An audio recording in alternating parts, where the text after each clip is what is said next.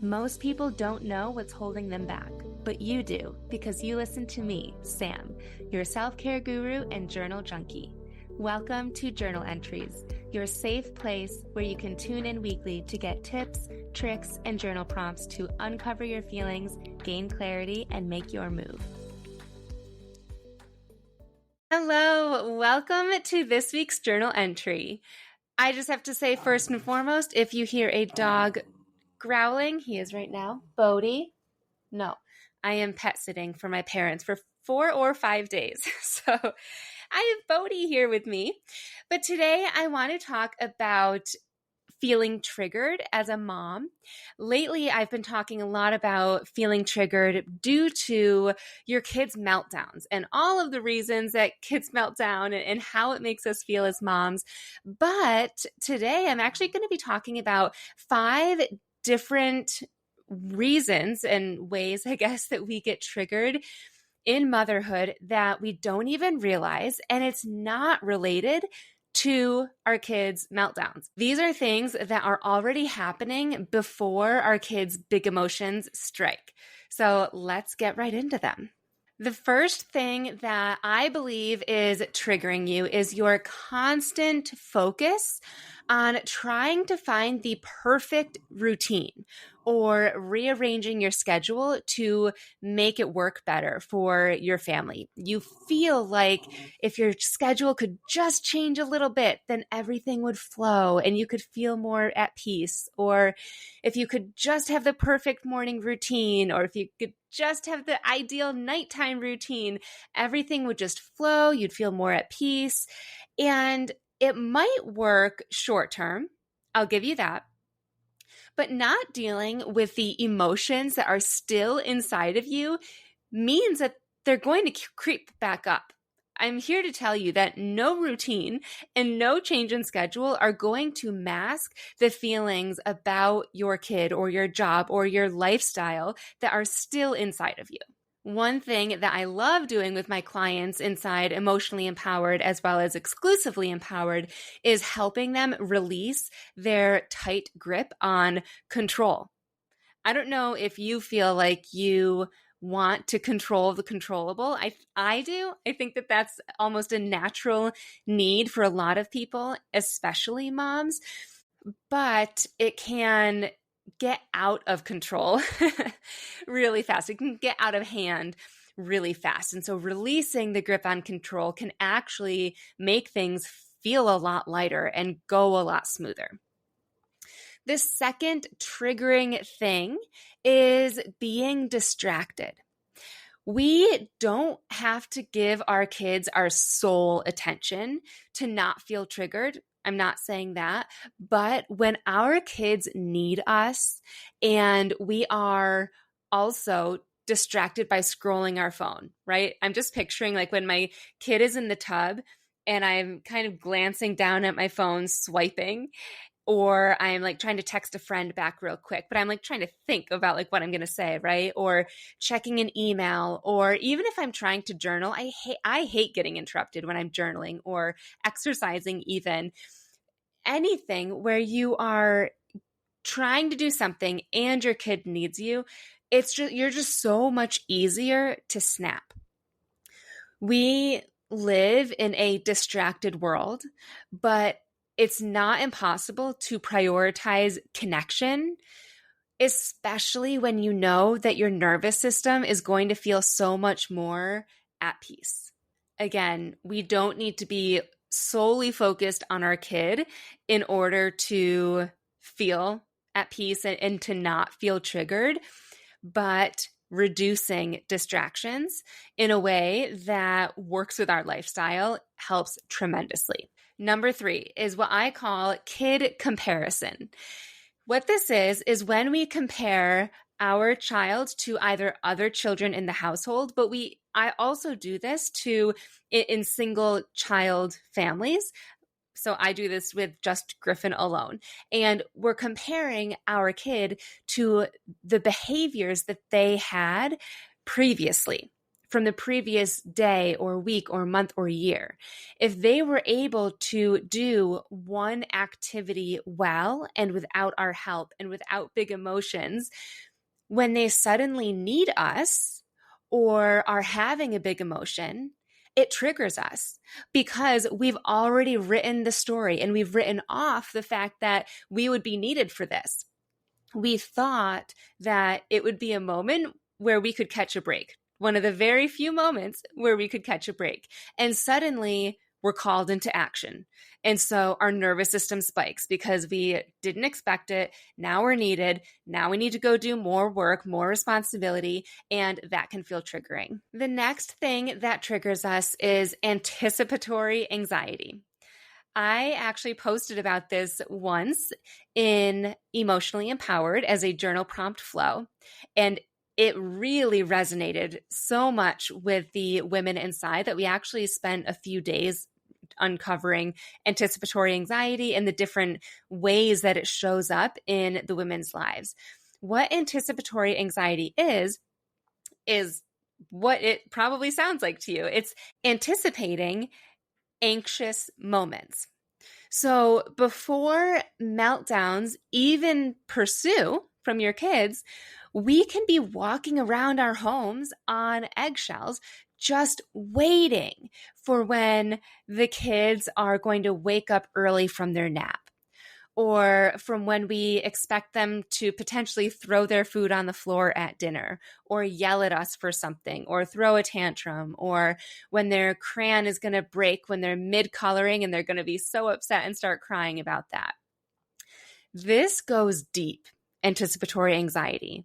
There are big moments of anticipatory anxiety that you can probably think of right off the top of your head right now, and also really small moments that are probably almost undetectable.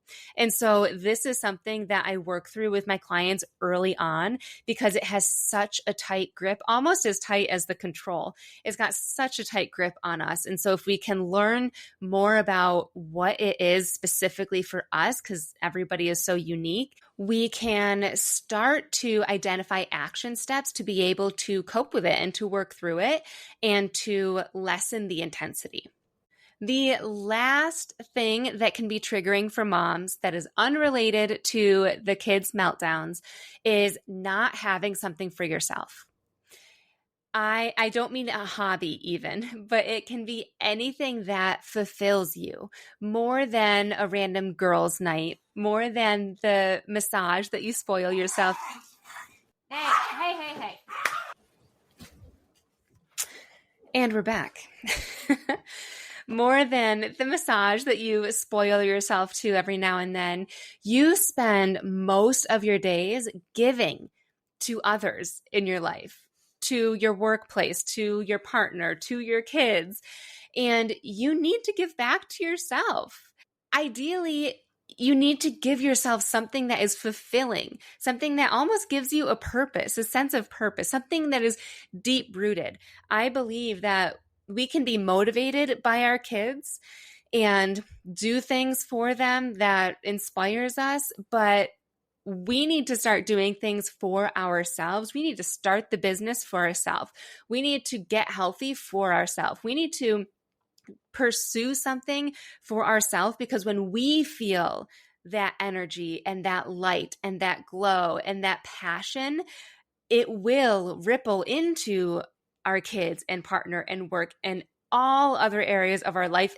No, even if we don't try, like there's no other option. It's just going to like overflow into all of our other relationships and areas of our lives. So the best thing that we can do is invest in ourselves. And if you feel stuck in this area, I have 2 ideas for you.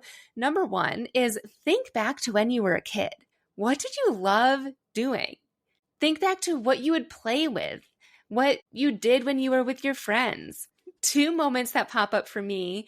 One is I used to love dancing, just like silly. And I even did take some dance classes when I was in grad school, like Zumba at the gym. And I loved it. And I've actually been trying to find some dance classes that I can attend locally. and I just haven't prioritized it. And it's actually a little bit harder to find them than I expected. And so much is online right now. But anyways, I'm trying to find something like that. And also another memory that recurringly pops up in my head is a memory when I was trying to be Harriet the Spy. So curious if anybody remembers that movie or watched that movie at all. But I really loved pretending to be like a detective and a spy. And I've never done an escape room. And so I kind of want to get a couple friends together and do an escape room. I feel like that might be fun. I started my journal coaching business because I was journaling for myself and I felt so good. And I really felt confident in myself throughout like the most difficult time of my life with divorce and single parenting full time. And when others started asking me for advice in their relationships or even journaling questions and journaling prompts for their specific season of life, I felt so fulfilled doing that. And so I started to pursue that. And that made me feel really fulfilled. And honestly, it gave me like an even bigger purpose in life. So you can do that activity. The second activity that you could do is investing in a coach like myself that will help direct you to who you are. One of my private clients right now was just telling me how she feels like she mirrors other people and how at the end of the day, she just feels depleted and exhausted and a little bit sad and maybe even depressed because that's like all that's left in her tank. And if she's honest with herself, she said that she like doesn't even really know who she is at her core. And so investing in somebody to help you find that, and maybe it's your therapist if you can find a good therapist. I believe, just from my personal experience, that journaling is what helped me really dig deep into different areas of my life, and not just dig deep, but get clarity on who I was and who I am, who I want to be, and the steps to get there. And so that's what I help my private clients with inside Exclusively Empowered, and also in a group setting in Emotionally Empowered. So just consider it. I know that before I started investing in myself in coaches, because I have a business coach right now and I've had other coaches as well, I probably never would have thought to do something like that. I didn't even really know what it was. So just throwing this out there because it might be something that you want to look into. And if you have any questions about it, about how I specifically help clients or just coaching in general, feel free to reach out. I would love to give you my perspective about my experiences in the past and also how I help people. And now I do have some journal prompts for you. The first prompt is think back as far as you can remember and what did you enjoy doing as a kid? If you could create something today based off of that vision that you just had of a kid or the things that you know that you loved, what could you do? How can you merge those two things together? Prompt number 2, what do I feel like triggers me the most if it weren't my kids' meltdowns? Or another way to put this is, if it weren't my kids that were triggering me, what would it be? And prompt number 3, if I were to work with a coach, what would be the number one thing that I would want to work on? I think getting clarity on what it is that you would even want help with will help so much, not just with a coach, but in your journal entries, completely on your own, for free, tapping into your own work. You need clarity on where you're starting, what your struggle points are, so that you know what to tap into and how to journal through that, and questioning what you want and how to get there. I hope that you found this episode helpful. If you did, I would really love it if you could rate my show and also leave a review. If you do, you'll actually get a shout out. Let me check.